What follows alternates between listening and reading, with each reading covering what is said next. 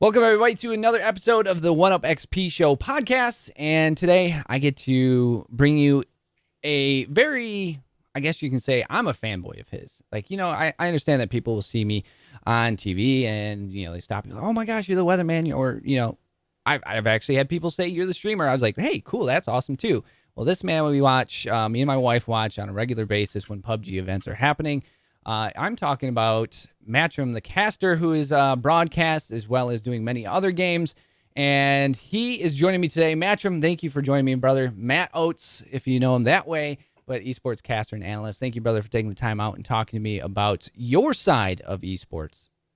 Oh man, absolute pleasure. It's always nice to kind of pull back the veil and let people see what's happening on the other side. Everybody knows the player side. Our side's a little weird. Exactly. And I feel like we just go hand in hand because obviously I'm in the broadcast side, you're in the broadcast side. So we kind of we have a little bit of 12 degrees of separation of Kevin Bacon, if you will, that we can relate to in broadcasting in some fashion. But I really wanted to bring you in today to talk about, obviously, we're trying to spread awareness of esports and the opportunities that kids have that is just not video gaming, but they can go to school for production or for casting or anything under the sun when it comes to setting up Twitch, overlays, game design, whatever it is. So, again, thank you. I appreciate you taking time out of your busy schedule. I know ESL just finished up here this past weekend. I know you're a busy man, so thank you again. Oh, not a problem at all. If anything, you're catching me during a downtime. So perfect timing for it. All right, let's get started here. The background on video games and broadcasting. I know we have broadcasting to talk about, but start us off with your background in video games. Everybody's interested where it started, how it started. So what was your background in video games? Okay, very simple. I'm a military brat that then my dad retired and then took over a ranch in the Central Texas area. Okay. So I've been an only child this whole time. And so video games were just like the only thing to do because I lived so far out of town.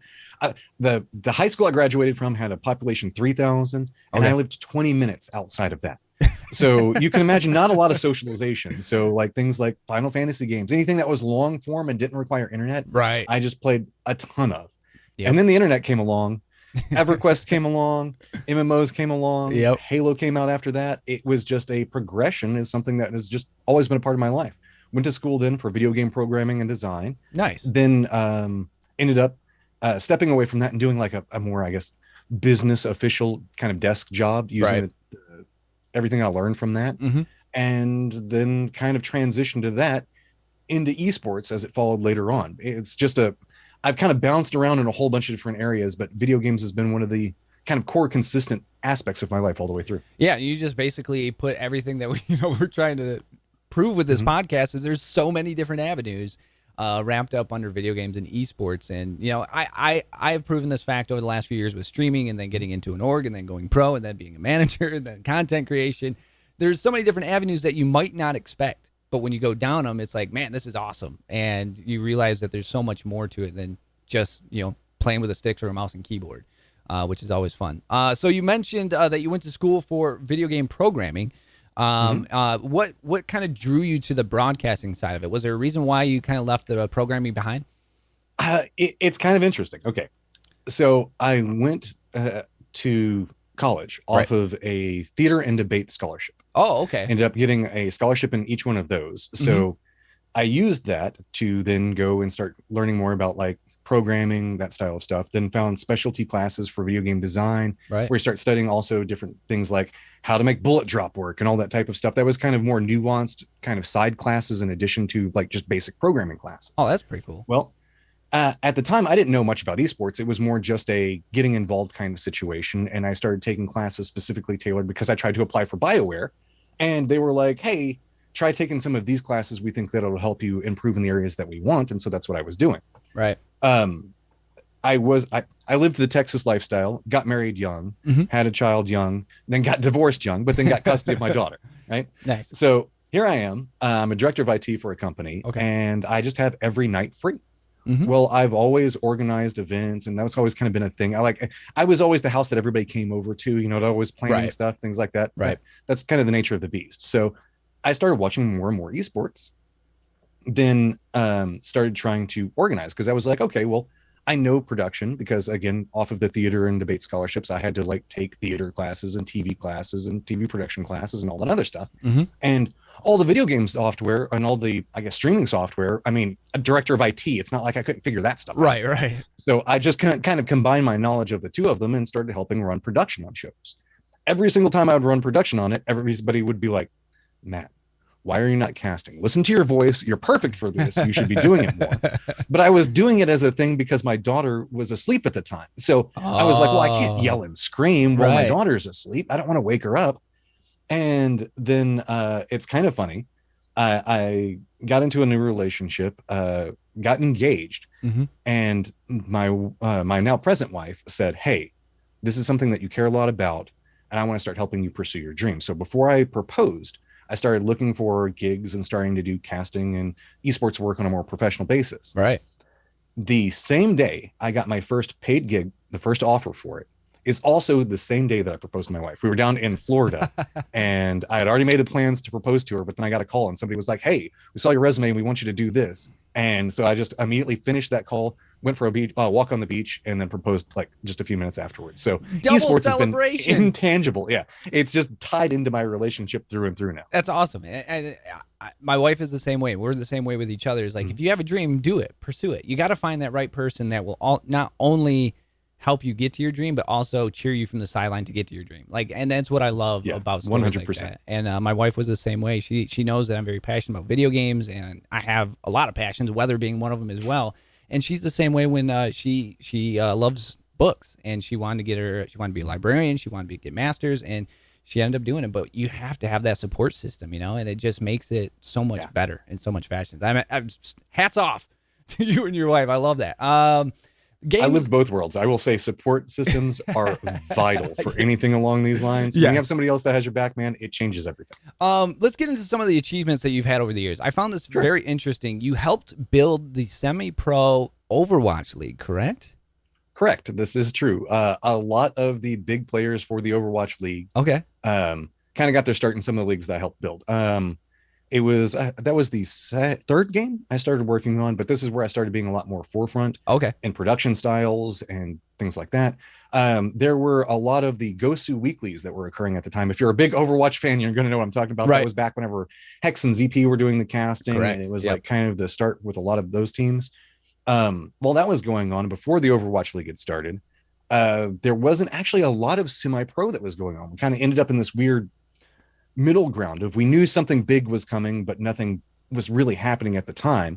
Right. So we just kind of found this opportunity where we started just running more and more events, and we got on a set schedule. And then we just had like an influx of people that were the players that were trying to grow, or people that had never been a part of esports before, but were trying that out. Right. Or just friends that were getting together and like making teams. It was very, very interesting because the amount of people that I met there that then propelled me into other career opportunities was kind of insane. Like a prime example, one of the people that I cast with, Hypoc. Yep. He was a pro player in PUBG. Correct. But he was also a semi-pro player that I casted in Overwatch in those semi-pro events before that. Really? So I've actually been working around Hypoc for about 4 years now. Yeah. That is awesome. Because I remember seeing Hypoc when he was pro in PUBG. And I didn't know he had the Overwatch background, but he is a phenomenal caster as well. I mean, Godspeed, correct? Also was a PUBG pro, and now on the casting side with you guys from time to time. He's weird. He actually started off as a fighting game commentator. Really? That then switched into a pro player. That then switched into PUBG pro player. That has now switched back into being a caster. Hey, I mean, you're getting back to it. The avenues are endless when it comes to esports. It's really true. It really is. So the games that you cast for correct me if I'm wrong on these: League of Legends, Battle.Right, World of Warcraft, Overwatch, COD, PUBG, and PUBG Mobile. Oh, there's more than that. I got Guns of Boom. I've got AceCom. Oh, I have so many random games. It's hard to keep track of. You with Guns of Boom? I didn't know that. Before. Guns of Boom? Yeah. Yeah, really? Okay. I love playing that. There's the Arlington Esports Stadium that had an event here, and I live in Dallas. Right. So it was just a quick drive over, which is nice in comparison to like 10-hour flights. Just being able to drive is really nice. But yeah, whenever they run events, sometimes I help out on some of their stuff. So I did one of it was in between NPL, I want to say 2 and 3. So it was about 2 years ago at this point that I cast Guns of Boom. Okay. And then Ace Combat I did at, was it PAX South? I don't know. It was something that happened right before the MPL started, right? So it would have been that winter. So, okay, now my question is, yes, you have all these games, and that's impressive itself, but how do you prepare for that? Do you know the game inside out? Do you have to study the game before going in? Like, I guess my question is, how do you jump on board like that so quickly? Well, it depends on different factors. Right. So some people learn how to cast or how to function inside of the esport that they want to be a part of by playing it a lot.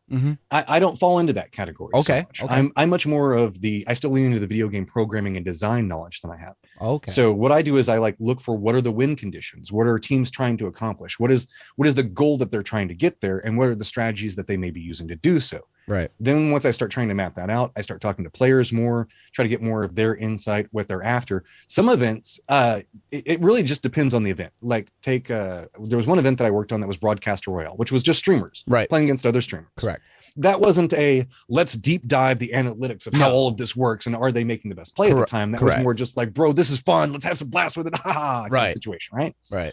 But then referencing back to the Ace Combat event that we did, that was actually done with the assistance of the Air Force. So my co-casters in that were actually fighter pilots that were explaining the mechanics behind what an actual dogfight would be, while I was providing color insight into what was going on inside the game, and we were trying to draw parallels between those. Right. So it really deals with what is the event trying to accomplish. But regardless, once you start being behind the camera, or once you start being the person that's running the camera per se, it's all just research, and it's more almost about understanding what the players want to do, right, and what they're trying to accomplish. Like, once you figure out, okay, this is the guy that always wants to go for the play, the moment that you jump into a position with him where he's running forward or flying forward or doing whatever, that's where the play is about to happen. Right. So it's about just figuring out, for me, the pace and what's trying to be accomplished, because I'm all about just setting the pace and the energy behind it. Right. The color caster's got to be the smart guy. I just got to make it sure that it's dynamic. So it's a little bit easier for me. That is definitely a different take on it. I would be the guy that has to play it and kind of have to watch it to kind of get a sense of the vocab that they might use for the game, stuff like that. Kind of learning that way. But that is a very you still have to play. Yeah, you still have to play. I'm not saying the fact that you don't. Right. But I'm never going to be a pro player, so I don't attempt to be that. I just get enough knowledge that I can then talk to them and understand what they're saying. Correct. And that is a great way to, look about it. I really feel like your debate background probably makes you a better caster for it. Because it's not so, it's a very easy way of agreeing and disagreeing with people in a certain fashion. But when you're casting like that, like for example, I have the video of you guys from this weekend up from ESL on Sunday.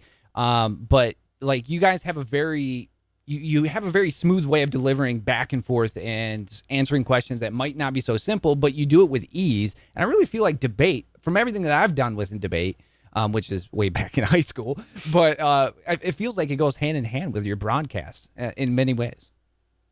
Sometimes yes and no. I mean, because I did cross-examination debate. Okay. So it was I don't know if you can hear them, but my cat's freaking out at the door. No, it's totally fine. Sorry about that. This is the downsides from working from home with what we do. Luckily, this doesn't happen on broadcast too often.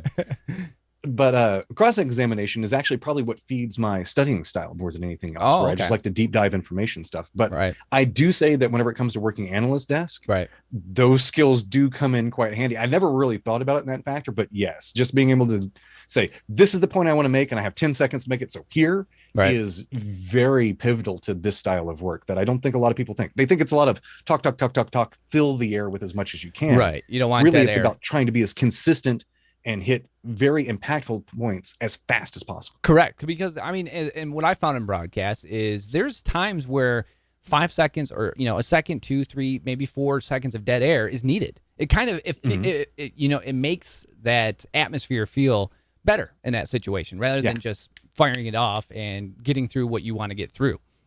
It kind of we refer to it as the phrase that we use is letting the moment breathe. There you go. Yes, exactly it. And I do that in many times in my forecast. When you get to certain pages or slides, as we call them, you let that sit for 2 seconds, a beat, bop, bop, rather than just go right into it and continue to possibly lose people.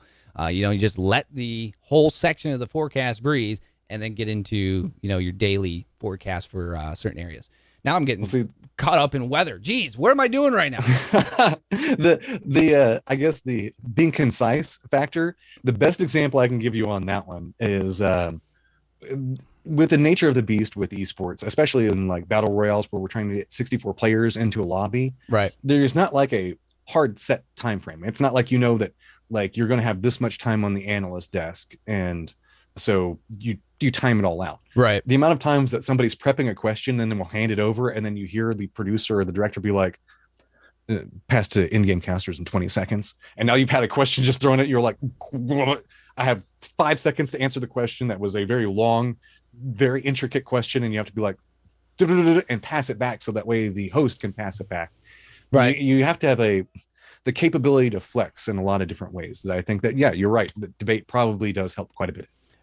So now we get into kind of the meat section of our podcast here. The questions, the inevitable questions for Matrym. What school did you attend? Obviously, we know you went to school for game development and also public speaking, but what schools did you go to? Where'd you start at?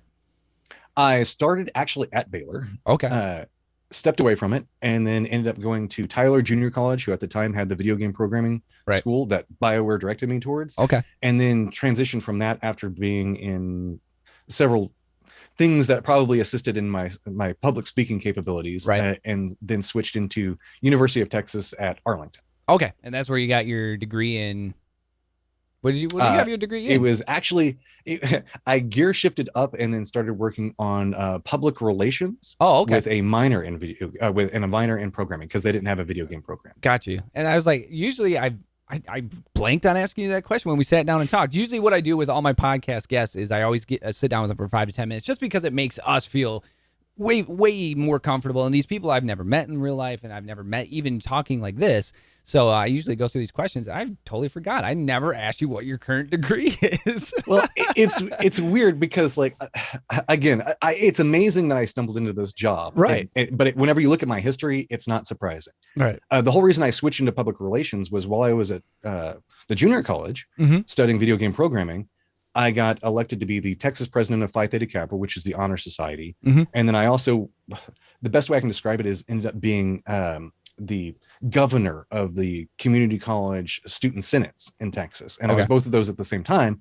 So next thing you know, I'm like having conversations at like the state capitol and the United States Capitol about student related stuff. Okay. And I'm like, okay, well, maybe I'm good at this whole talking thing. Let's try to explore that a little bit.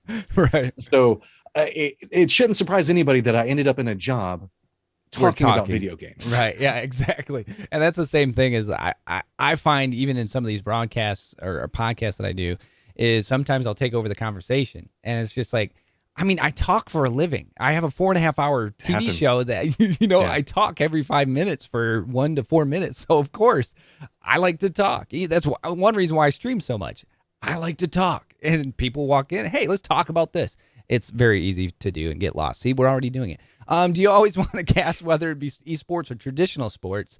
Was it something that was on your radar as a kid, or was it something that, you just kind of, like you mentioned, got into in college? I did not know about esports until actually after I had done all that public speaking stuff. This was kind of a thing that kind of came later. Right. Again, I grew up in rural Texas where we had like no internet connection really or anything else like that. So it wasn't on my radar to the same degree. Right. At that stage, there was still Counter-Strike and things like that were starting to bubble up, but it wasn't quite mainstream as it is yet.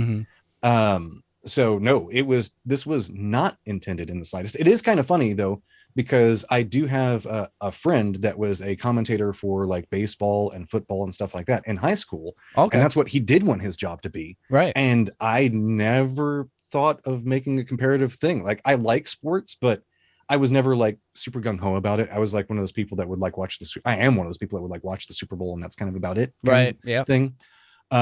So this is just kind of something that I found out about. Luckily at the time it was starting to grow, and just have been a beneficiary of that, and luckily can also pass along information for other people and how to kind of latch onto the dream. Right. And I mean, I've done it once, and it's not an easy thing to do. And for me, I don't have a teleprompter or anything like that. Your weather forecast you set up, and then you have a story to tell with your slides, and you're using your slides to tell a story. But my high school hockey team, when I started back here at home with my second weather gig job, they're like, hey, we get the opportunity to play a hockey game down in Comerica Park where the Detroit Tigers play. It's outdoors, and we have the opportunity to use the rink. Could you come down and broadcast the game for us on our local community channel? I was like, yeah, sure, I'll do that. Not thinking, I'm actually commentating the game, and let me tell you, it's not easy. It is not an easy gig, but once I'm sure as Matrym has under his belt, tons of gigs under his belt, I'm sure it comes, much easier as you get into it. But yeah, it's a unique thing, man. And it doesn't surprise me that it didn't cross your mind when you're younger by any means, but it's pretty crazy. It does take some getting used to. I'm not going to lie. Yeah. I remember back at the stage where I went from like maybe 60 people watching me cast to about 8,000 people watching me cast concurrently, and within the span of probably about 2 weeks. Right. There is a little bit of a nerve-wracking change that occurs inside of that. Oh yeah. Times. But it's kind of weird once you start developing the pacing. Like I start to hear the foibles of other commentators, even like hardcore professional commentators nowadays, just because it's like it's any art. Once you start getting it down, you start noticing the other artists around you and how they do it, and it's kind of funny whenever that starts happening. But the start of it is not fun, and everybody is a absolute nervous wreck. So kudos to you for doing it, because until you step into that world of having to improv for several hours at a time and try to be as entertaining as possible, it seems easy until you get there, and then you're like, what do I say? Exactly what no, it is. Especially like there's like a timeout or something, you're like, nobody's doing anything, what do I talk about at the time? Oh my god, kind of moment. And once you learn how to fill that, it's fine. Like I always say, the fact a good commentator can fill the bad times, nothing going on, and a bad commentator can't handle whenever everything's going on. Like it's easy to talk about action, and it's very hard to talk when nothing is happening. And I do remember I very intelligently asked the coach for a lot of the stats before the game. Yeah. And I was like, oh, that's perfect, because then I can run through stats if there is a timeout, because obviously there's no commercials with a local community cable station. So it was just like, they're in timeout or they're in intermission. Let's run through some of these stats. And then thankfully I had some of my alumni buddies that was like, let's pull you in for an interview. It worked out great. So it worked out. That's the secret I'll pass on to everybody. If you ever hear a commentator start talking stats, it's because nothing else is going on, and they're like, this could be an interesting topic, and that's the only reason why it's happening. Correct. What do you see for esports casting in the next 5 years? Obviously, things are starting to bubble and really kind of blow up when it comes to events. We kind of had maybe a push back because of the COVID pandemic and not being at the actual events themselves, but with rumblings of possibly in the summer games soon, and for the Olympics, and what is going on with college and kids getting into broadcasting maybe earlier. Where do you see your career of esports casting in the next 5 years? This is actually a very interesting question that a lot of us have been talking about. I have an agency that I'm with, and that it's most of the North American casters and broadcasters that you'd be familiar with. Yep. And so that's one of the reoccurring topics is, okay, where are we going? What's the next thing that's going to happen? Right. And what we're starting to see more and more of is actually sports and other things that require broadcasters looking to us for new developing talent, because we have a very young talent pool. If you makes sense. Comparatively. Yeah. So as you look at the growth that's coming out of everything, if you need, let's say, a host for whatever, and you need somebody like a new face, but you want somebody with experience, esports is a very good place to look at that. And I can throw out a prime example of that, and that's Golden Boy. Yep. Golden Boy, he has been a part of esports since the beginning, and he's grown with it all the way through. But now he started doing reality TV shows that are kind of like those obstacle course style things. Oh, yeah. The Titan games, if you saw that. He's doing that with The Rock. Correct. So we're starting to see that more and more, I guess, Hollywood or whatever you want to say is starting to take a closer look at what's developing over here. Also, sports are starting to eye a little bit more of what we're doing as well, because esports lives and breathes off of 100 I guess, viewer variance if you look at it Right. sometimes, right? Mm-hmm. And so we know how to try to pack as much as we can. And sure, I know people when they're watching esports, they're like, oh my God, casters just start the game during analyst segments or different things like that. That is But if every you look chat at in the it, world in an event. but if you look at it, the downtime that esports has is comparatively much better used. Oh, yeah. And the functionality in that, a lot of big broadcasts for other sports are starting to try to mimic. I mean, it's a lot of like, you can see that it's a lot of camera wow and stuff like that that they're trying to use Right. in major sports right now to fill that downtime. Mm-hmm. But you're starting to see a couple of the things that we do being picked up and vice versa. We're picking up some of the other stuff. So there's this weird situation where regular sports is trying to be a little bit more like esports, and esports has been in the process of trying to become like regular sports, that at some point we're going to hit this kind of middle ground where I think it could be beneficial for both or blow up in each other's faces. We haven't quite gotten to that stage to figure that out yet. Right. And it's kind of like the worlds are colliding almost at a certain point. So who knows if, one magnetation is going to be accepted of the other, but it is very fascinating to see because everything you just mentioned, you do see it when you look at other things. If you've watched a certain esport event and then go watch a traditional sporting event and just see how similar things are, I mean, there really isn't much difference anymore. It's not the traditional sports broadcasts of old. And esports really has knocked that down. When you look at PUBG, where you have, 16 teams, there's a lot of stats and a lot of members that are in there. And so, you can fill a lot of dead air if needed. But at the same time, you have to explain and get across to so many people what exactly is happening here. And there's one thing that me and my wife love about what you guys do, especially you and Toffees and everyone else that is part of PUBG at the moment. You literally took my wife, who had no recollection of esports in a video game, and after the first game, she knew exactly what was going on. And it wasn't. It's a sign of great broadcasting because it wasn't. You're not talking down to somebody, but you're explaining what's happening to someone who has no idea of what's happening. And she came out like, oh man, I'm addicted now. This is what I want to watch. And every time it's on, we sit there and like this past weekend, she was talking strategy about it. I was like, where has this gone to? I was like, this is perfect. That's great to hear. Yeah. And so we absolutely loved the games this weekend. And we were talking earlier on Sunday that it was a heck of a game to finish the weekend on and finish ESL on. It was amazing. That is one of the best in-game circles that I think I've ever seen. Especially to be a final too. Yeah, that was great. That was a great casting game, especially. Describe an event for us.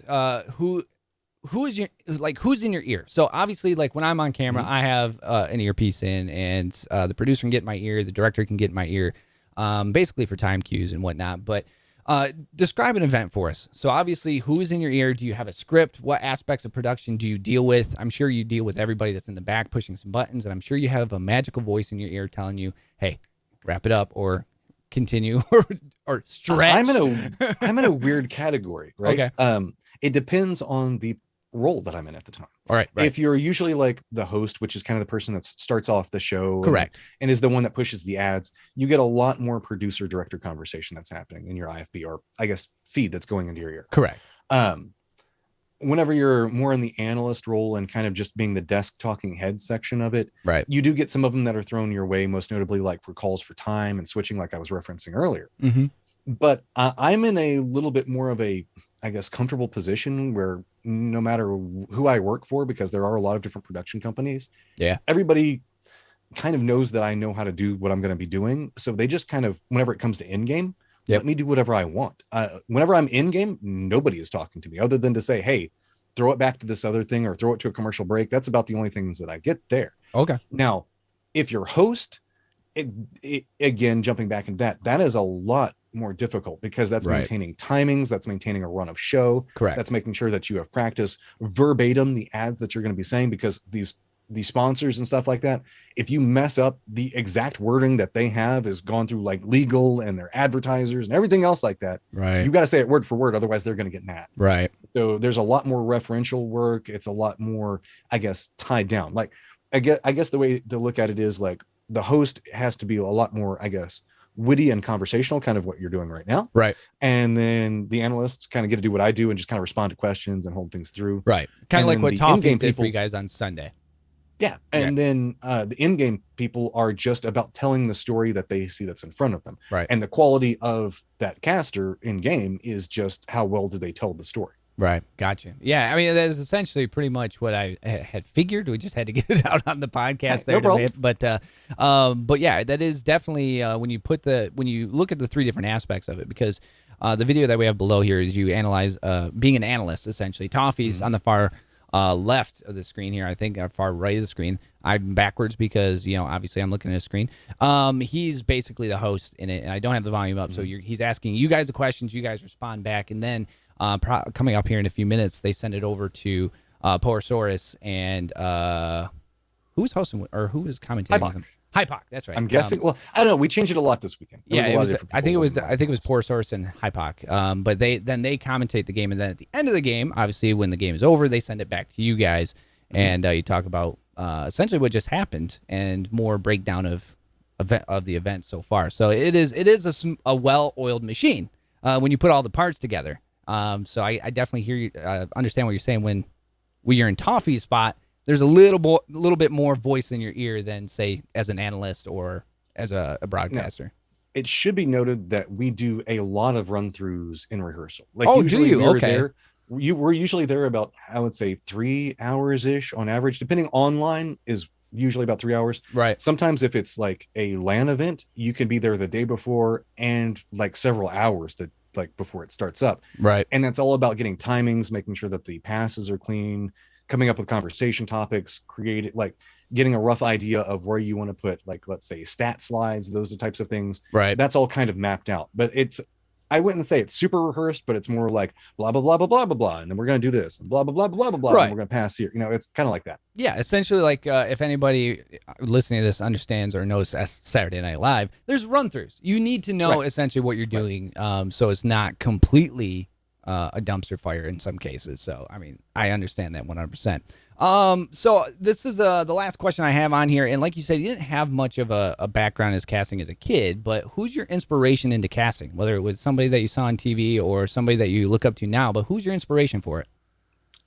I don't have like a single inspiration. Okay. If that makes any sense.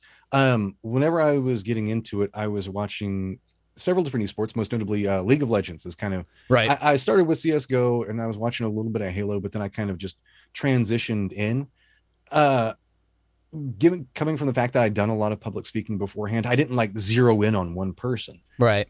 But I did notice some consistencies between who I felt was good and what was going on. Like, I can't remember, there was a League of Legends caster that said this, but it resonated with me and wanted me to start doing what I was doing.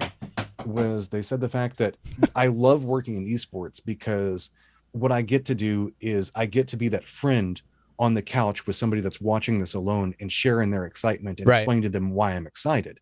In esports, it's not a professional, let me tell you exactly what is going on in a very dynamic way just for the sponsors kind of situation. Right. Let me talk about the greatness of this league.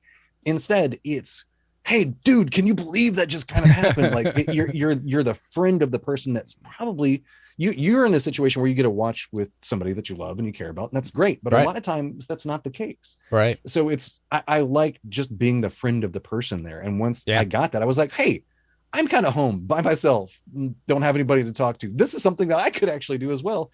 And then we could kind of hang out together. And that's what motivated me more than anything. No, that's a huge thing. When you, bringing it right back to weather, when you can make yourself a part of someone, as whether you're sitting in their living room with them, being, someone who's very relatable, it's completely different. And that's, it's not talking down to somebody, it's not being above somebody, but when you relate to your audience, it's 100% smoother and better, and they're going to respond 100% smoother and better. So I 100% understand every word you're saying there. So, all right, we got the questions out of the way, and I appreciate that, Matrym, and going through, and we've picked your brain, but now we got to pick your brain with some of the fun games here that we have that we do every broadcast. I promise you there's no questions that'll ruin our friendship, buddy. I promise. What about my career? Any of them hidden in there? Oh yeah, all of them. Yeah, exactly. No, that just makes this spicy. We're good to go. Yeah. We always run over. A lot of people always like to know, especially when I had Purdy on or some of the esports programs. They want to know what's in the computer, but you don't necessarily run with a computer. You do game, but it's more, I'm interested in the broadcast aspect. So, and you can see that I have an RE20 here, the black edition, and I have a Go XLR, and I have a 30 some odd equalizer and all the fancy things in the rack over here because we want to sound good. And for your job, you have to sound good. So we got to ask you about the tools of the trade, my friend. So we're going to ask you some of the things that what's your setup look like, but broadcasting edition. And that was air quotes for anybody who didn't see.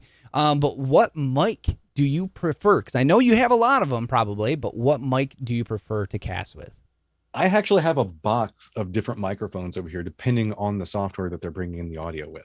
Okay. But my de facto is the Shure SM7B. Yep. That's the one I've got right here. I don't know if you can see it. Whoop, there it is. I had that one. It just works well. I have a little bit of a lower voice, and the problem with having a lower voice is sometimes it kind of blends in with stuff, and this one doesn't make that happen. So I like that. And I have that running into a Focusrite. Nice. I think it's the 2i2, but I also had the, what is it, the 4i4. Is that the? And I'm trying to. Is that the Scarlet Red? Is that what? That's the Scarlet. Yeah, that's this one, but I've ran different ones in the past. This one's just a more clean. If you use the Shure is just pretty much out of the box, good to go. Right. And doesn't need all the secondary dials and everything else like that. So it maintains a very simple connection over there. Then I have that running into the computer itself. For camera, I've got the Sony ZV-1. Just because it's digitalized, I can control all the contrast and everything else like that over there. Plus, what's nice is it has like a cleaning thing, so where I don't have to put a makeup on all the time. Like sometimes I put on just a touch just to take care of stuff. Right. But a lot of the other people that I'm working with are wearing makeup to cut down on like the light reflection and stuff like that. And I still get some, but related to that, I've got light, overhead light, I have one naturally right backdrop. There. Just one. I've got a green screen that hangs over there. I've got a black backdrop that I can pull over there. That's hung on a secondary thing. I've got a side monitor for looking at map, main monitor for looking at action, side monitor for looking at any type of inputs that are going to be coming to me, as well as notes and different things like that I take. 3 monitor setup then? 3 monitor setup. Near on required for anything Battle Royale because you need the map and you need the program feed that's coming to you. Wow. Look at that, guys. He went right through them just like bang, bang, boom, all over the place. And now the question is, what do you use to be comfortable, though? There's a chair, obviously. I'm actually thinking about switching this out. I've got the DX Racer that's back behind me, but I purchased this a long time ago, and it's still been doing me good. But I don't know. I'm probably going to switch over to something with a little bit more lumbar support. Since COVID's kicked off, I'm spending a little bit more time in the chair than I used to, so that's might true. need something for that. I actually, in Texas, this is kind of funny. I have a wireless charging fanless fan that is a near-on requirement to handle the heat here. So that way I'll hide it and I'll like turn it on. You can hear it, I think, just a little bit. That is amazing. I don't know. You're gonna have to send me the link for that one. But it's I use this to cut in and out, and then I'll like put it down below my feet or something else like that in some area where the microphone won't pick it up, so that way I just don't melt. I just have a window AC unit because it gets hot up here. I'm on the second floor, so all the heat rises in here. I have 4 monitors, 2 computers, a light, and it's just like, oh boy. In the middle of the summer, it's like the sun sets right behind my window. It's like this is hot. That is something that I do like, is the fact that I can control my own temperature. Whenever we go to stadium casts, if you go back, I tell you this, I'm going to tell you this. You can go back and laugh, and you can find a picture of it. The very last games for it was Nations Cup. Whenever we were in Seoul, it was myself and Paper Thin Casting. They cut off the AC for the last game. Oh no! So whenever the camera cuts back to us, they only got to show us for about 5 seconds because we were up above where the audience sits at, instead of in that indoor stadium in the middle of what would be Korean summer, where it's like super humid. So like we are just covered in sweat and like our shirts are stuck to us. So don't think that there's no exercise or there's no like work that goes into what we have to do, because sometimes it can be pretty rough. Yeah, that would be very rough. Yeah, you covered it, man. That's all your setups, and I like it. It sounds good. Sounds crispy, of course, as always. But now we've reached that part of the show, all right, that we have to go with 10 questions. I call them rapid-fire questions, 10 rapid-fire questions, and I say a minute, but it never goes a minute because everybody has to defend their answers in some way, shape, or form. It's always fun. It's a good time. I don't even remember what questions I have anymore. I've had so many guests that they all just run together. I think this is Purdy's, actually. Yeah, it's Purdy's question, so goes hand in hand. Here you go. So if you run into Purdy, you can tell him that you can compare and contrast answers. But rapid fire questions. Here we go. This is Matrym with his take on these questions. The first one: Favorite platform / console? Favorite platform / console? I'd say at the time, console would be the Switch. I'm actually playing a ton of games on the Switch right now. But I would say probably favorite platform, Steam, dude. I just really like Steam a lot. And to be honest with you, the new Steam, oh man, what is it called? The Stream Deck, Steam Deck, not Stream Deck, Steam Deck, dude. That looks pretty sweet.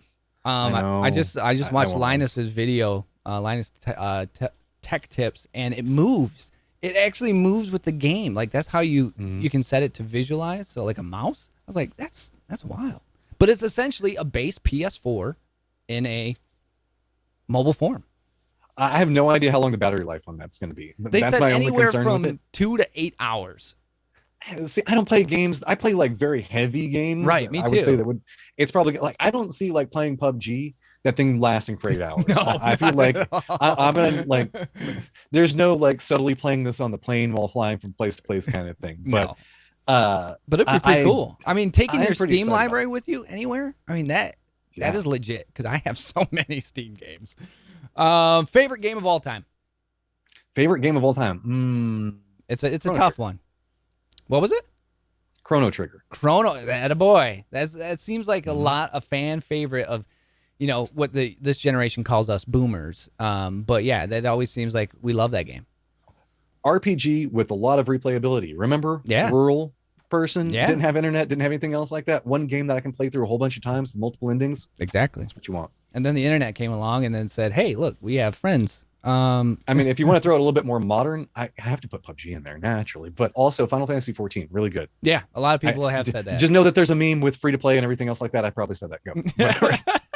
Go. Go-to snack while in a session, whether it's doing some voice stuff or whether you're playing.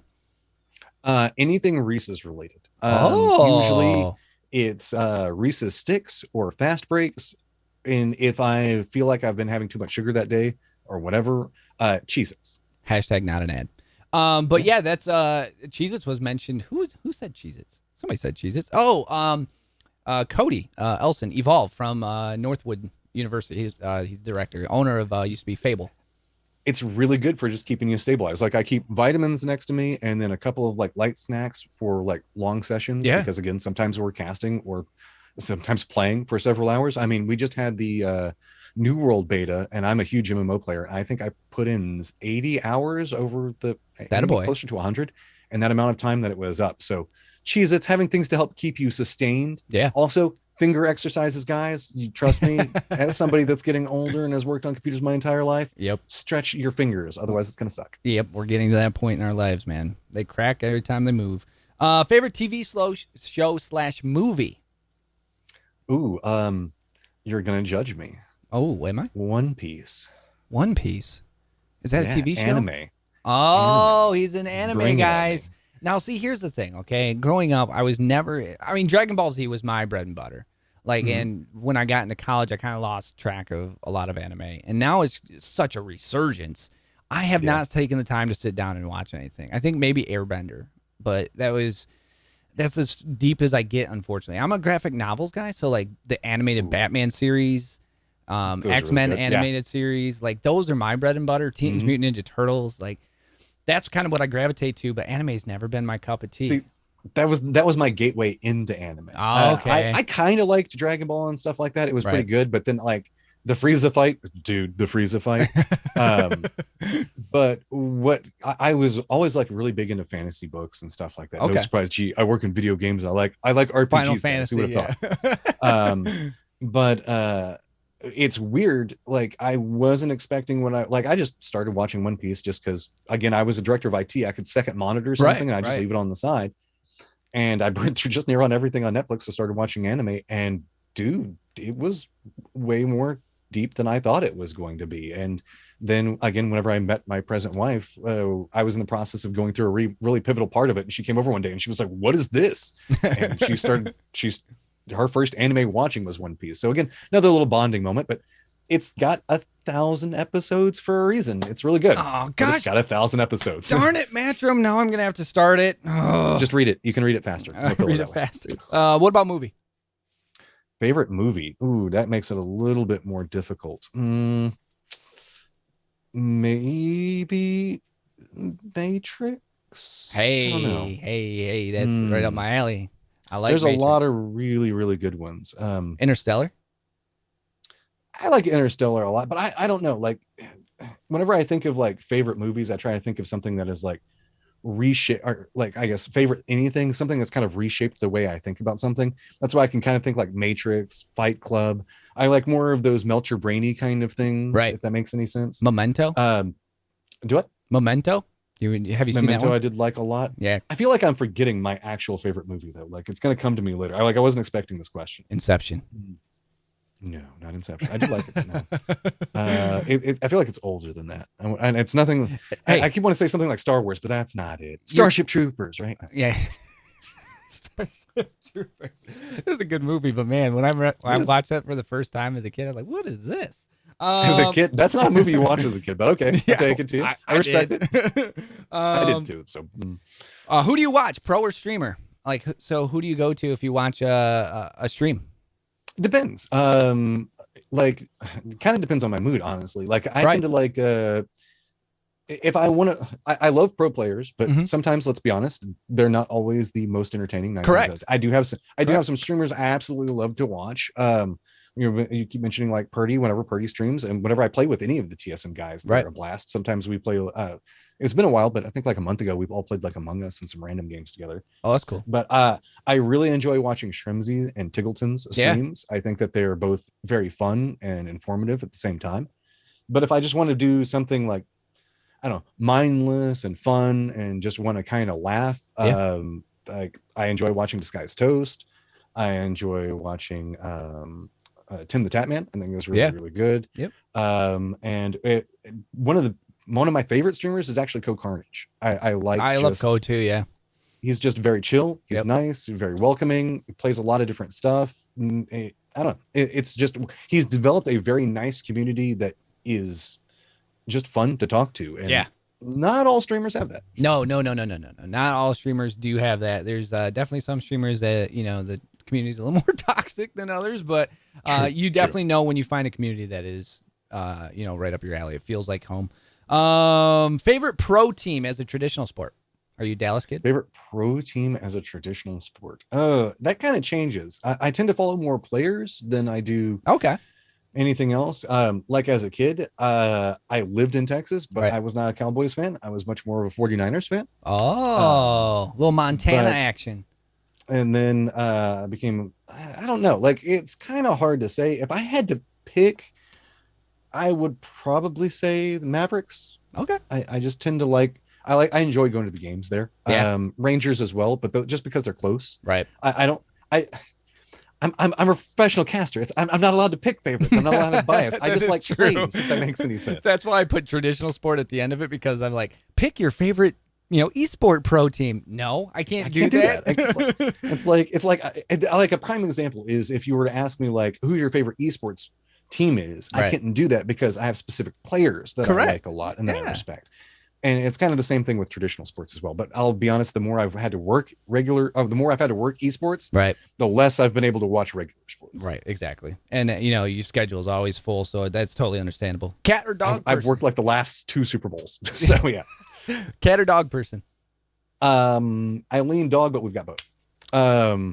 I just, again, ranch boy, dude. Running around on the ranch with dogs is just kind of what I do. But I also appreciate a good snuggle up. But if I had to pick one, I had a dog before my wife brought a cat. So There you go. that lets you know what you got to know. Yeah, we have 2 dogs.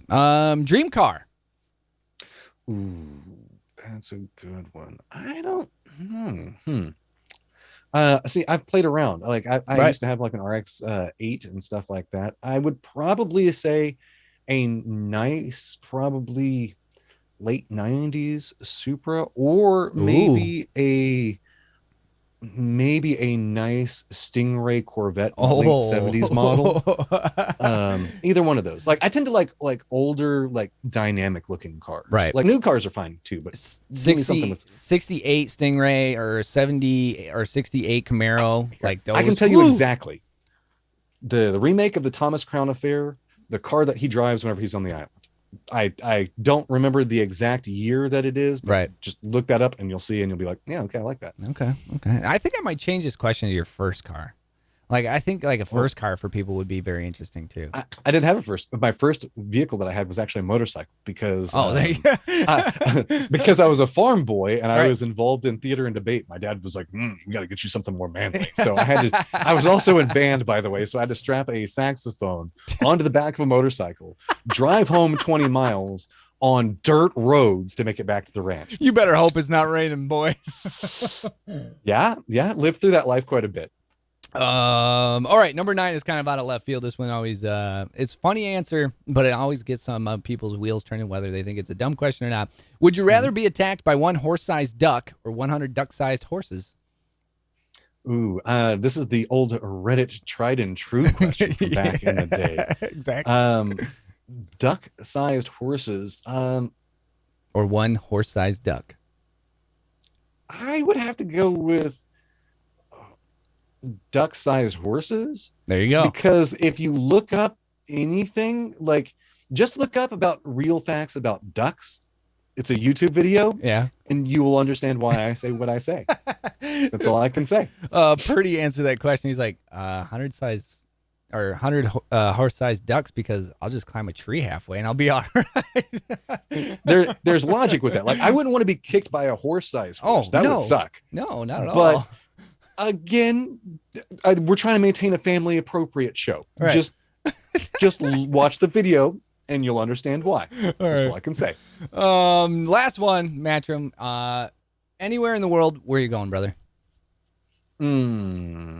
Probably Reykjavik, Iceland. I love that place. I haven't ever been, but just being able to watch the Aurora Borealis inside of a ice igloo hotel that you can get out there, or just go like there's a lot of beautiful scenery there. If it's either that or I'm going to go to study, like I'm going to go maybe to ancient Greece and go back to Greece and look up all the history stuff that they have there. Yeah. Or maybe even again old Japanese castles. I like history a lot. Yeah. So bonus question: can you spell Reykjavik? Oh no, I think it's REJ.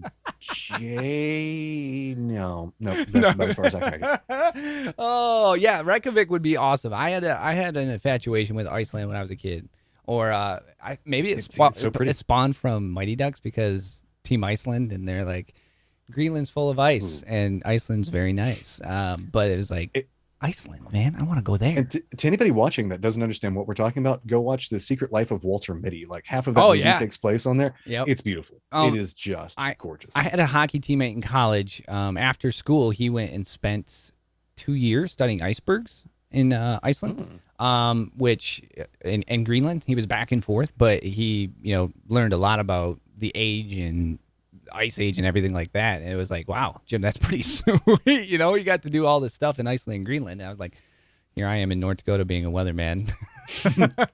But yeah, it was pretty cool to learn. I wouldn't mind Iceland. I will say though, I prefer Four Seasons. Northern Michigan's kind of home, but if I had to live somewhere else, Hawaii is just, it was stellar. Hawaii is nice. I do also have to say Stockholm was real nice. That's right, because you guys went for I removed places that I've already been. All right. So that's the way. But yeah, I tend to go to Stockholm quite a bit, actually. We do a lot of, like, just due to GLL and how the close ties that GLL, PUBG have, a lot there. And it's always been pretty every single time. I remember when we had the Lazarus Boys, we sent them to GLL in Stockholm. Was it Stockholm? Or was it? I feel like it would have been, maybe, I can't remember. They've had several events in Sweden, so yeah, I was going to say. I remember we sent them there, and they had a good time. They said it was beautiful. I don't think they did well, but they had a good time though. It's okay. I'm not going to bring up any TSM Lazarus stats or whatever, because every single time I do, I always get like Purdy or somebody message me, be like, "Why did you forget about this?" I'm like, no, I brought it up to him when I interviewed him, and we went over it. And he always like, "Man, why you got to bring that one up?" I was like, "Dude, that's an achievement. You're a pro player. Take it. It's a great achievement. I don't care if you finished 1 or 100. You're a pro player playing in a pro league, man." I wish that people would understand whenever we talk about like the pro players and we say anything negative about them or positive about them. Yeah. We're looking at the top like 0.5% of people that have ever played a game that has had millions of people play it. Yeah. It's people don't seem to realize that the competition actually for esports tends to be significantly higher than the competition in regular sports, because there's not as many gateways that you see a lot of times. You'll see, correct. I don't think that there's a lot of sports that have X million people playing it per week. You know what I'm saying? Yeah. So while there is a larger player base, it's the pyramid gets very tiny up at the top. Correct. And just to have climbed that is a mammoth task. And prime example of that is baseball. Baseball has several different steps to get to the show, but it's definitely not esports where you have millions of kids playing that certain game and trying to be the best that they can possibly be. Yeah, not everybody's playing ranked or competitive, but you know what? There's a lot more kids to choose from than 100 or 200 kids. I'm willing to bet that there's more people streaming X game at any given time than there are people trying to be professional at it in baseball at the time. Oh yeah, no offense to anything else like that. It's just, but look at how many people were streaming, say, Fortnite. Yeah, exactly right. We're talking thousands and thousands and thousands. And when I got in that scene, I quickly learned oh yeah, there's kids way better than me. I got to hang up the controller here, brother. And that's nothing to take away from regular sports, dude. No, let's be honest, my arms aren't set for regular sports in any form or fashion. I'm just saying the fact that there is a significant amount of people that you have to compete against in order to get to these positions. 100%, brother. Matrym, thank you, brother. You're off the hot seat. I do appreciate you joining me, aka Matt Oates. You can find him on the socials. I have him here. I gotta switch my slide because I didn't have him. His Twitch is Matrym_GG and Matrym_GG on Twitter as well, because you know what? You keep the brand the same because we're smart like that. You don't switch up your names. So, makes it simple. All right, brother. Thank you so much for your time. I really do appreciate it.